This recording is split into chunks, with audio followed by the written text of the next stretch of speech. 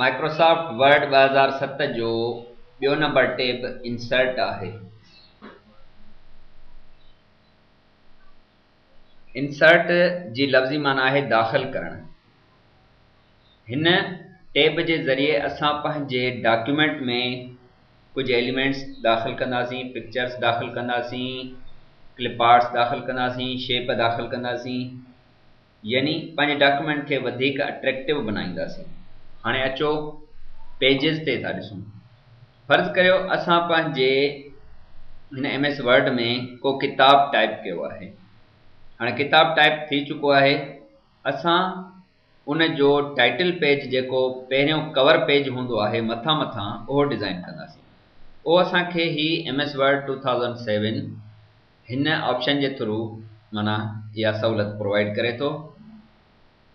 ते जीअं क्लिक कंदासीं कवर पेज ते त कुछ डिज़ाइनिंग कवर पेजिस जूं असांजे साम्हूं अची वेंदियूं। ही तव्हां ॾिसी रहिया आहियो त हिकिड़ो जीअं बुक वांगुरु नज़र अची रहिया आहिनि। फर्ज़ कयो इन्हनि मां असां कंहिं हिक स्टाइल ते क्लिक कयो। ही तव्हां ॾिसो पिया त किताब जी शिकिल वांगुरु अची वियो आहे। हाणे हिते असां साल इंसर्ट कंदासीं 2012। हिते असांजी कंपनी जो नालो लिखियलु आहे, हिते आथर जो नालो लिखियो पियो आहे। हिते असां लिखंदासीं त छाजे बारे में इहो किताब आहे। माइक्रोसॉफ्ट वर्ड 2007 असां इहो किताब डिज़ाइन कयूं पिया, उन जो टाइटल पेज डिज़ाइन कयूं पिया। हेठि असां कुझु बि लिखी सघूं था।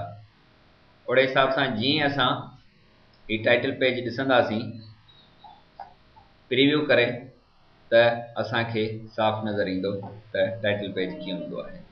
हिकिड़ो सिंपल आहे। अहिड़े हिसाब सां असां को सुठो कवर पेज बि डिज़ाइन करे सघूं था। जे ही तव्हां ॾिसी रहिया आहियो हीउ बि हिकिड़ो कवर पेज आहे। हुनजे पारां ही थी वियो।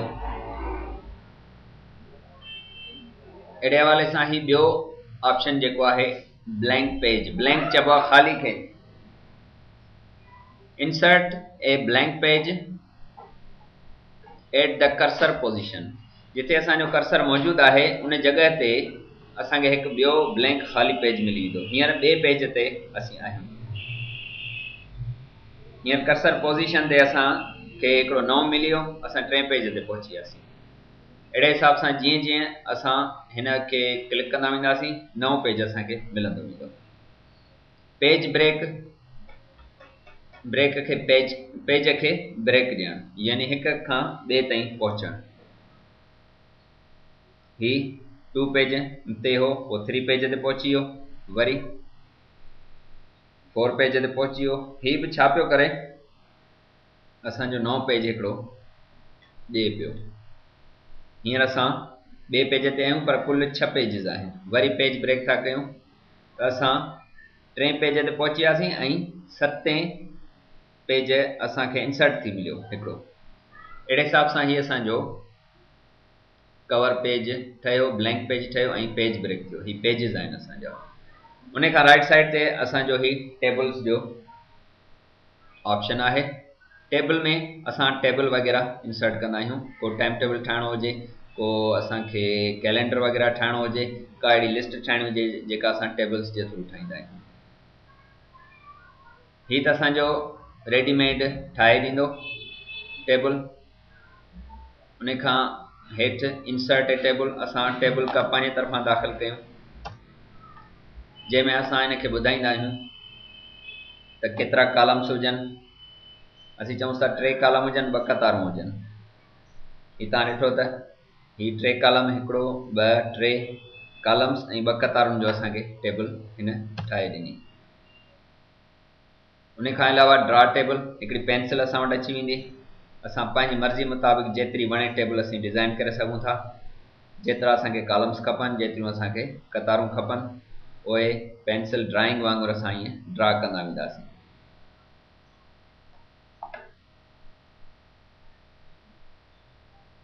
उन खां हेठि असांजो एक्सेल स्प्रेडशीट आहे। माइक्रोसॉफ्ट एक्सेल जी स्प्रेडशीट हिते असां आणे सघूं था। जंहिंजे थ्रू असां फार्मूला वग़ैरह बि इंसर्ट कंदा आहियूं। अचो त ॾिसूं।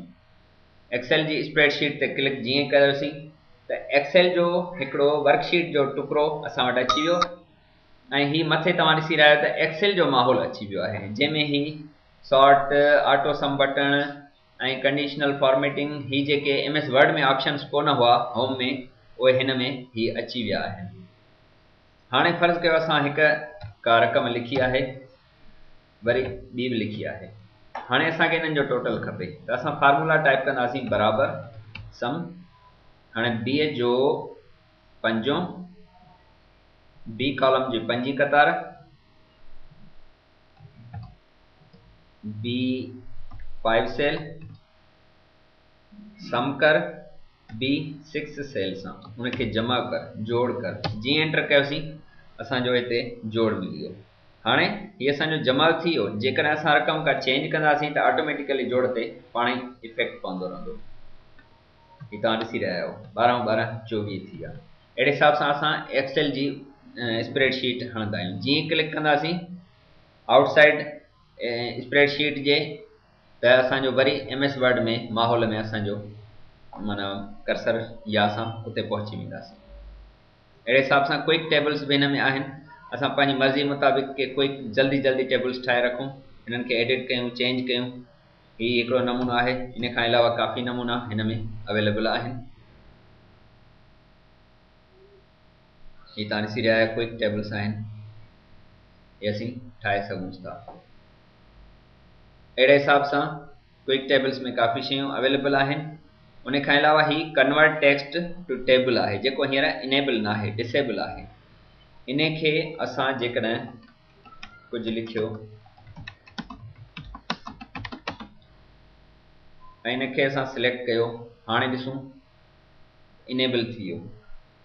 त हाणे चए थो ही आम टेक्स्ट आहे, जेकॾहिं तव्हां इन खे चाहियो त टेबल में कन्वर्ट करे सघो था, यानी बदिलाए सघो था। जीअं क्लिक कंदासीं त चए थो केतिरा कॉलम हुजनि ऐं केतिरियूं कतारूं हुजनि। हाणे लफ़्ज़ असांजा आहिनि 1 2 3 4, 4 लफ़्ज़ आहिनि त ज़ाहिर आहे असांखे कॉलम बि 4 खपनि। जीअं ओके कंदासीं त असांखे ही कॉलम्स मिलिया, पर हिन अखर जेके लफ़्ज़ आहिनि हिकिड़े में रखिया आहिनि। असीं हाणे चाहियूं त हिननि खे पंहिंजे पंहिंजे कॉलम्स में ट्रांसफर करे सघूं था। अहिड़े हिसाब सां असां हिन टेबल मेनूअ ते असां कुझु सिखियो। अच्छा, हिकु ॿी ॻाल्हि तव्हां नोट कई हूंदी, जेॾी महिल बि असां हीअ टेबल रखी त असांजो जेको टेब चेंज पे थी वियो। हाणे तव्हां ॾिसिजो, जीअं टेबल असीं रखूं था त हींअर असां डिज़ाइन वारे टेब में पहुची वियासीं। नेक्स्ट लेक्चर में हाणे इन डिज़ाइन वारे ऑप्शन ते असीं ॻाल्हाईंदासीं।